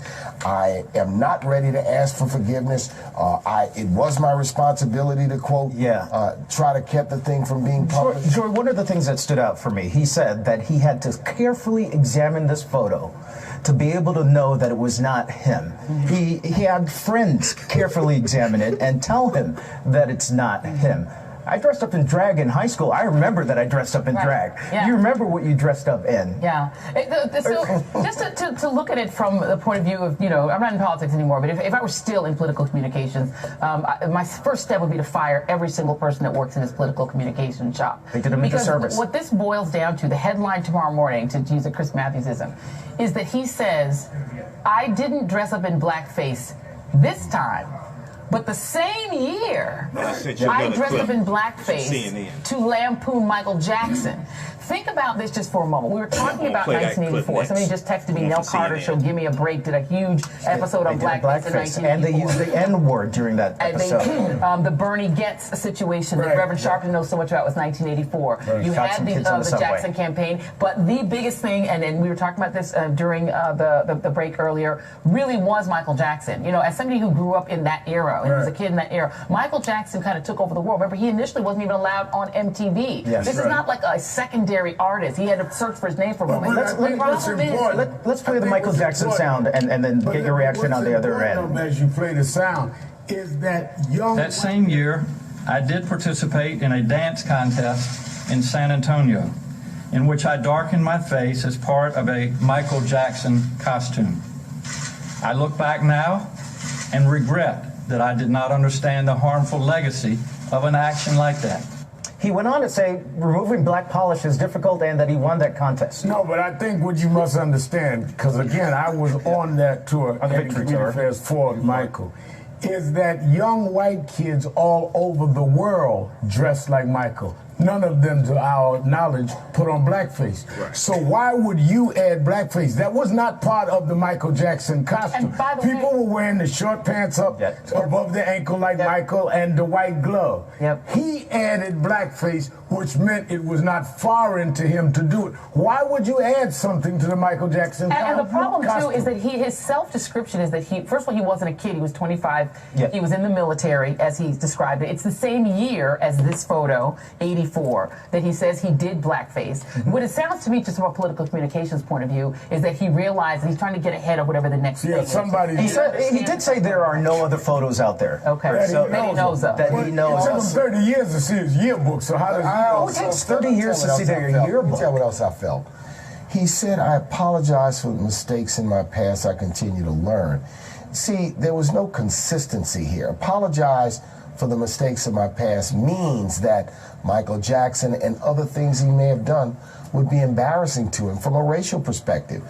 Yet today, he's the governor of Virginia, and for the first time, he's acknowledging, quote unquote, these mistakes after he's been nailed by a photo that's come out. I found it not credible and not believable. The other issue, too, I think, is just from a plain political perspective, is that what I saw in that press conference was a man who is prizing his own governorship, that it's more important to him that he remain governor than that his state political party or that his national political party be made whole. He's placing his own. And we should talk about what's next. What's his motivation? Yeah, because what is next? His motivation is he's trying to save his career, and he's putting that over the interests of his party, of the state, and of national politicians who have now said they're running for office and they will not appeal to them, presidential candidates. And I think that you got to remember, he had every opportunity while he was running to come with even his Michael Jackson story to show I've grown. Charlottesville happened in the state he ran in. He had ample opportunity. He did not resign, and in the words of Michael Jackson, I say he should beat it. Well, we should mention that if he were to resign, there was very attractive candidate or lieutenant governor there in Virginia, Justin Fairfax. He's 39 years old, married. He has a very, very successful career. Did very well in the election when he ran with Northam there in just with Justin about 3 weeks ago at a Martin Luther King Day event down in the Tidewater region, down in Hampton. He's very popular. He has a great following. He has been silent. And I think for him to be silent because he would have to pick up the pieces and unite the state is the right thing for him to do. But now that the governor has not resigned, it's going to be interesting to see how he will react, how others in Virginia politics will react, and what the fallout will be, because I think the pressure is going to continue to mount because his effort to control the fallout was not really, really effective today. So a lot to come, and the question will also be, will there be an effort in the Virginia legislature to remove the governor? He can be impeached. That's right. There are provisions a lot like the federal Constitution, so I think it remains to be seen. Let me just remind folks who are joining us here at the bottom of the hour at 3:30 Eastern Time, 12:30 out west. We just watched the governor of Virginia, the current governor of Virginia, for how much longer? Who knows? Talking there for about 43 minutes about that photo that was on his yearbook page when he was a 25-year-old back in 1984, showing someone in a hood and someone in a black face. He said that it took him several hours to realize that he was neither of those people there.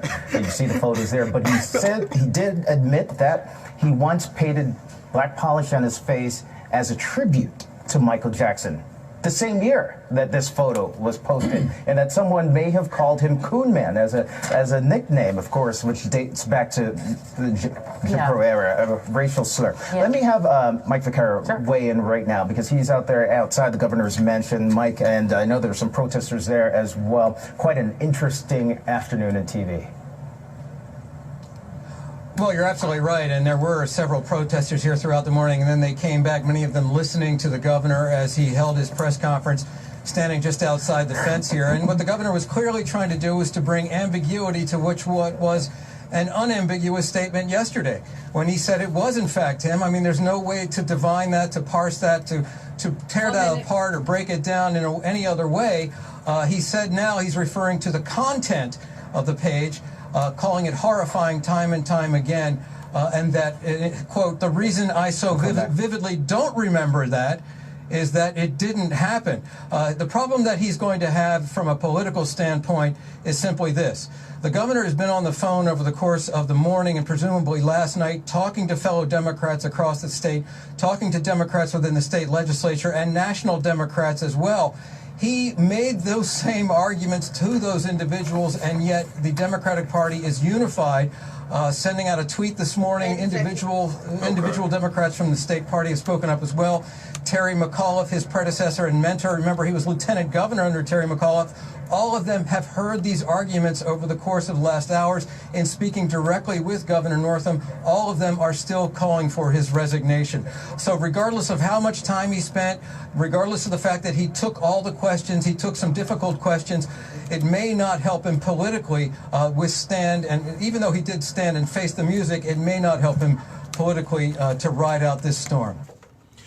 All right, so that was from MSNBC. Watch that in its entirety. You had Reverend Al Sharpton, Mark Morial, president of the National Urban League, Joanne Reed, there with Candace Gibson. This was right after the press conference, okay? Now, CNN has a really good article. They updated it on Saturday, February 2nd. It's originally from, I don't know, 1 or 2 years ago. And it's called... the racist, it deals with the racist origin. It deals with this is why blackface is offensive. This is why blackface is offensive. Okay, and there's a clip there. There's a segment of the press conference. It's about 1 minute and 12 seconds, minute and 2 seconds. Yeah, and I'm going to go to that clip here in just a second. So let me know when you have it queued up, Azure. But in this article from Harmeet Kaur, K-A-U-R. It deals with the history of blackface, and it says the latest controversy to erupt over blackface is a photo of Virginia Governor Ralph Northam's medical school yearbook. It depicts one person in blackface and another dressed as a member of the KKK. After initially apologizing for appearing in the photo, the Democratic governor now says he is neither the person in blackface nor the person dressed as a Klansman. Okay, if you had to figure out for hours, is this me or is it not me? How many times did you dress up in blackface or as a Klansman? You know, I'm 47 years old. I can tell you for certain, with 100% certainty, I've never dressed up as a Klansman and I've never been in blackface. And if I was dressed up in blackface, I will remember if I took a picture next to someone in a KKK outfit. I can tell you with 100% certainty, it doesn't take me hours to figure this out. I have never been in a picture standing next to somebody in a KKK outfit. I've never been next to somebody in a KKK outfit. I would remember that. This never happened, period. Okay? So when he had to search his memory banks for hours and look at the picture to figure out, is this me or is it not me? How many times did you dress up as a Klansman or in blackface? So she goes on to say, Harmeet Kaur in this article from CNN, however Governor Northam's case plays out, it's important for every American to understand what blackface is and why it's so offensive. Okay? So she talks about some of the origins of blackface. And she says the origins of blackface date back to the minstrel shows of the mid-19th century. White performers darkened their skin with polish and cork, put on tattered clothing, and exaggerating their features to look stereotypically black. The first minstrel shows mimicked enslaved Africans on southern plantations, depicting black people as lazy, ignorant, cowardly, or hypersexual, as you see in a lot of the corporate controlled negative hip hop videos today. See, a lot of these stereotypes have their origins going back to slavery. We don't understand this history. Okay, and this is according to the Smithsonian's National Museum of African American History and Culture. And she goes on to talk about T.D. Rice. You've heard me talk about T.D. Rice, Thomas Dartmouth Rice. I talked about him yesterday in my lecture dealing with the history of Black Wall Street. And he is known as the father of the minstrel shows. In 1828, 1829, he creates the Jim Crow character. He puts on tattered, torn clothing. He puts on blackface. He adopts a southern dialect to imitate, lampoon, make fun of enslaved African people. And as the legend goes, he saw an African teenage slave boy or young man tending to animals on a plantation. And the boy was singing the song, turn around, jump around, I jump just so. Every time I jump around, I jump Jim Crow. Okay? So this is where the term Jim Crow comes from. Before Jim Crow laws, right, in the South, this is where the term Jim Crow comes from. Okay? So you're going to have other white male entertainers who do this. And this becomes, this is how the minstrel shows start. And the minstrel shows become the most, one of the most popular forms of entertainment in the country, not just in the South, but also in the North. And then we're going to see it transfer into radio with the radio show Amos and Andy starting in the 1920s. And the characters of Amos and Andy were created by Freeman Gosden and Charles Correll, two white men, Freeman Gosden and Charles Correll. And sometimes they would perform in blackface. Sometimes they would take promotional pictures of them dressed up as Amos and Andy in blackface. When you read this article from CNN.com, this is why blackface is offensive. Okay, they show you a picture of them from 1949, a promotional portrait from 1949 of them in blackface. Okay, now, one of the most popular blackface characters was Jim Crow, developed by performer and playwright Thomas Dartmouth Rice, T.D. Rice, as part of a traveling solo act. Rice, R-I-C-E, wore a burnt cork blackface mask and raggedy clothing, spoke in stereotypical black vernacular, and performed a caricatured song and dance routine that he said he learned from a slave, according to the University of South Florida Library. Also, check out the Jim Crow Museum at Ferris State University, and they have a website, and also on Ferris State University's website, F-E-R-R-I-S, Ferris State University's website, they have a section there dealing with the Jim Crow Museum, and they have a lot of information there as well also, okay? And you're going to have a lot of African-American male performers who are going to put on blackface as well, because many times this is the only way that they could perform. Okay, this article talks about the characters were so pervasive that even some black performers put on blackface. Historians say it was the only way they could work, as white audiences were not interested in watching black actors do anything but act foolish on stage. They wanted to be entertained. This is during slavery. They wanted to be entertained, just like many white people watching NFL games don't want African-American NFL players to take a knee because they don't want to be reminded about the oppression that African-Americans deal with. They just want to be entertained.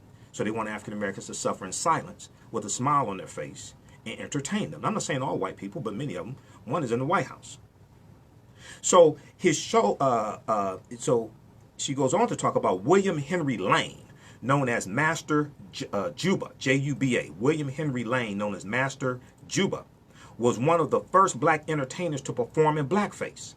His shows were very popular, and he's even been credited with inventing tap dance. According to John Hanner's book, it was Play or Starve, acting in 19th century American popular theater. It was Play or Starve, acting in 19th century American popular theater. We're talking about the 1800s, okay? We're talking about before the Civil War, before slavery ends in 1865, chattel slavery, okay? Despite Henry Lane, known as Master Juba, despite his relative success, he was limited to the minstrel show circuit, and for most of his life performed for supper. For most of his life performed for supper. He eventually died, quote, from something as simple and as pathetic as overwork, end quote. John Hanner wrote in his book, It Was Play or Starve, acting in 19th century American popular theater. Okay, read the rest of this article, CNN.com. We'll post this on the thread of our broadcast, CNN.com. This is why blackface is offensive. Now I want to go to this. They have this clip from the press conference that the governor did yesterday. This is in this article. Let's go to this clip here. I dressed up in a, what's his name? Singer? Michael Jackson, excuse me. That's why I had Pam with me. I had the shoes, I had a glove, and I used just a little bit of shoe polish to put under my, or on my cheeks. And the reason I used a very little bit is because I don't know if anybody's ever tried that, but you cannot get shoe polish off. But it was a dance contest. I had always liked Michael Jackson. I actually won the contest because I had learned how to do the moonwalk. But then let me tell you what happened, Alan. I have a very close friend who was my assistant during the campaign. I don't think he would mind me telling you his name. His name is Seth Opoku-Yeboah. And during some of our long rides around the Commonwealth, the very issue of blackfacing came up. And he really did a good job communicating to me why that's so offensive. And it was actually during that conversation, I said, you know, Seth, I put some polish on my face. I competed in a dance contest dressed up as Michael Jackson. And I said, I assume you probably would think that's offensive. He said, I would. And I said, you know what, Seth? I appreciate you being open with me. I apologize for what I've done in the past. And I can promise you I'll never do that again in the future. Okay, so that was part of that 45-minute debacle of a press conference, all right? Once again, you can watch the entire press conference on MSNBC at their website, msnbc.com. And they probably have it at CNN's website as well. Or you could just Google it, debacle of a press conference, Governor Ralph Northam, all right? So he said, so he started out saying he was dressing up, imitating, what's that guy's name? That was his wife he asked. She said Michael Jackson. He said, yeah, Michael Jackson. Wait a second. How is it that you forgot the name of the entertainer that you dressed up as? And this is a press conference that you organized. You called this press conference. And you had to ask, what's his name? And he said, yeah, I like Michael Jackson, so I was dressing up like him. The whole thing doesn't make sense. The whole thing does not make any sense, all right? Okay, so some of these topics we'll have to get to next week. I'm going to do some broadcasts throughout the week to try to get to some of these as well. Also read the article from WashingtonPost.com. Northam calls Sunday night staff meeting as he considers resignation. Northam calls Sunday night staff meeting as he considers resignation. It's probably the most recent article. This is last updated 7:45 p.m. February 3rd. All right. Okay. So this is African American History Month. And I spoke at the Black Gala kickoff in Inkster, Michigan on Friday, February 1st, 2019. And they have 28 days of African American History Month. You know, we had Sandra Watley, Councilwoman Sandra Watley on last week. and we talked about this. I'm going to go to this clip here. I dealt with why we celebrate Black History Month. Why we celebrate Black History Month. Do you have that clip? Yeah. Okay. Let's go to this clip here. All right, good. And let me do this. Can somebody pass these around for me, please? Let me get this. One of my pamphlets and a flyer for a lecture. Flyer for a lecture I'm doing tomorrow also. Okay, so I want to thank everybody for putting this on. This is fantastic what you're doing, number one. 28 days celebrating African American History Month. There are 28 events. How many people know that? Give everybody a round of applause involved in this, okay? Because this is the first time that I've seen an organization organize 28 different events like this for African American History Month, okay? So this is fantastic. All right, so I'm Michael Imhotep. I'm the founder of the African History Network. I'm the host of the African History Network show. I'm a talk show host, researcher, lecturer, and writer. How many people have heard the African History Network show before? A few people. All right, my pamphlet's coming around. Be sure to follow me on Facebook, the African History Network on Facebook. We have 1 million followers there, okay? And what is it that we're celebrating today? Well, this whole month, what is it that we're celebrating? Black History? Okay, Black History Month, all right. So, oftentimes we participate in celebrations and don't know the history of the celebration that we're participating in. So who knows the history of African American History Month? Because it's now called African American History Month. How many people know that? It's not because of Donald Trump. It's because of the Association for the Study of African American Life and History. Who founded that association? Cardi B Woodson, okay? What year was that? It's 1915, okay? So when we celebrate African American History Month, when we talk about Black history, we have to talk about Dr. Cardi G. Woodson, who is known as the father of Black History Month, all right? So, just briefly, if we look at some of the history here, okay, it starts in 1926 as Negro History Week.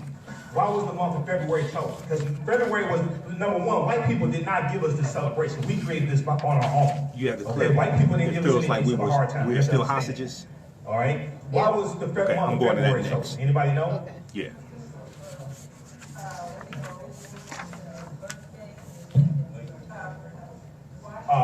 Frederick Douglass' birthday, and Abraham Lincoln, okay? So when we look at Dr. Cardi G. Woodson, number one, he was the second African American to graduate with a PhD from Harvard University. He graduated with a PhD in American history.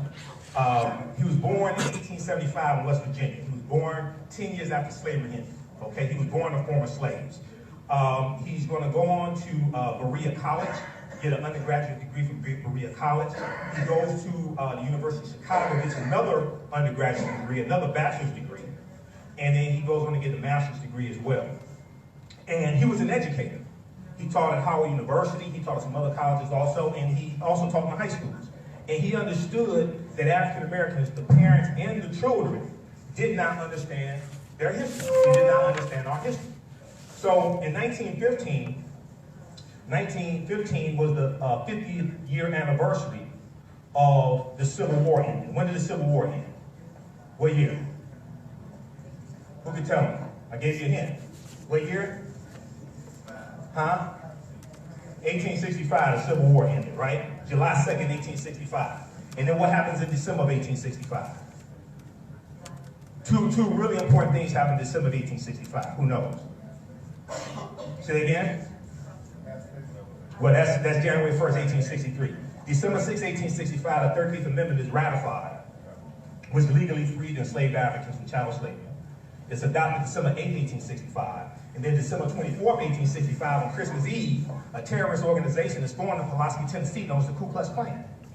Right after the 13th Amendment is ratified, okay? So 1915 was the 50th year anniversary of the Civil War ending and enslaved Africans being set free. So there was a 3-week symposium in Chicago that took place that commemorated that 50-year anniversary, and it commemorated the accomplishments and achievements that African Americans made from 1865 to 1915. So it was at this 3-week symposium that Dr. Cardi G. Woodson got the idea to create an organization that preserved, researched, and documented the history and accomplishments and achievements of African Americans in this country, but also on the continent of Africa as well. So September 9, 1915, he and four co-founders, they co-founded the Association for the Study of Negro Life and History in Chicago. Okay, and then 1916, he founds the Journal of Negro History. Because back at this time, a lot of the topics that African American historians wanted to talk about in the historical journals, the white historical journals didn't want to publish our papers. So he created the Journal of Negro History so we could publish our papers and deal with our issues. Okay. Okay, let's pause it there. Okay, in 1921, he creates Associated Publishers, Inc. and publishes his books, as well as books for HBCUs and schools, okay? You can watch that full presentation at my YouTube channel, Michael Imhotep, I-M-H-O-T-E-P, Michael Imhotep. And he was born in Virginia, not West Virginia. That was a mistake. That he was born in Virginia. Also read the article that I wrote. Black History Month was never designed to be the only month we study our history. That's at AfricanHistoryNetwork.com. Okay, now, you know, we've been talking about the devastating impact of Trump's government shutdown and how it's negatively impacted African-American-owned businesses. Washington Post had a really good article entitled, "It Feels Like We Are Still Hostages. Federal contractors who lost health insurance during shutdown remain in limbo." This is from January 27, 2019. Let's go to this clip.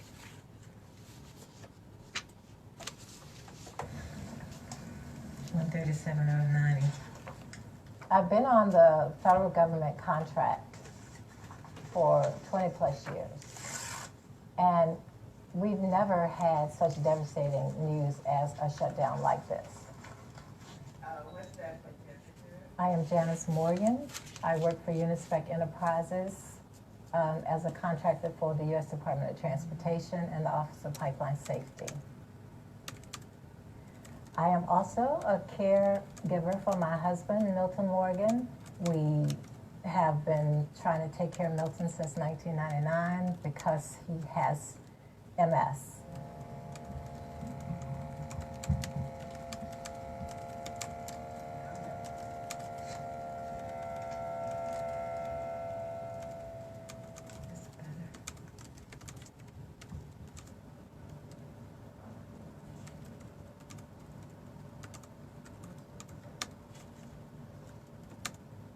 I actually didn't learn about the insurance until Milton was in the hospital and about to be discharged. Pharmacist called and just noted to me that my insurance card had expired, and to let me know I would have to pay out of pocket for the medicine. And I was devastated. I didn't even understand what was going on. Is he going to be okay? Will I be able to get the medicine? I think what's most important to me is Milton's health. Of course, as well, the shutdown also caused, setbacks in our daily lives, and food, rent, car payments, phone payments. Okay, we pause still it there. have. Okay, so she is a federal contractor, Janice Morgan, out of work because of the government shutdown.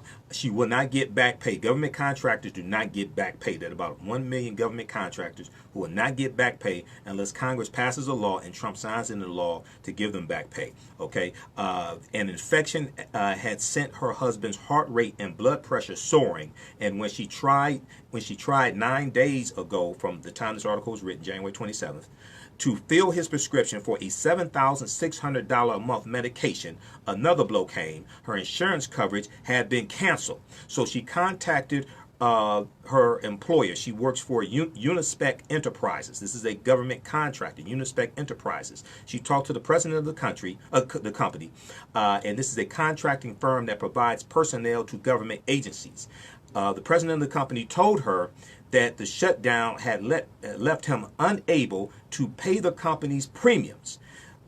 Soon, all 75 of Unispec's technical writers, data analysts, and economists, most of whom have their coverage through the firm, would learn of the lapse in their coverage through email. Okay, and the president of the company is African American. I think it's an African American owned company, actually. Okay, and we know that 11.7% of the federal contracting businesses are owned by African Americans. So check out this article from Washington Post. It feels like we are still hostages. federal contractors who lost health insurance during shutdown remain in limbo. Visit our website, AfricanHistoryNetwork.com. You can donate to the African History Network, paypal.me/the AHN Show, paypal.me/the AHN Show, or at our website, AfricanHistoryNetwork.com as well. We'll see you at Nandy's Knowledge Cafe, February 9th, 2 p.m. to 6 p.m. Remember, at the African History Network, we focus on educating, empowering, and inspiring people of African descent. Right now, it's correct wrong behavior. Stay tuned for Pastor Mo. We'll talk to you next week. Peace. All right. All right, guys, we got to get out of here. I'll try to do a broadcast later tonight. We'll see. Later tonight, if not tomorrow, because there's a lot more information to get through. Donate to the African History Network, paypal.me/the AHN Show. Register for the online course that I'm teaching. We'll have the information up on Monday for the online course that I'm teaching dealing with the history of Black Wall Street also, okay? So visit our website, AfricanHistoryNetwork.com, AfricanHistoryNetwork.com. All right, talk to y'all later. Peace.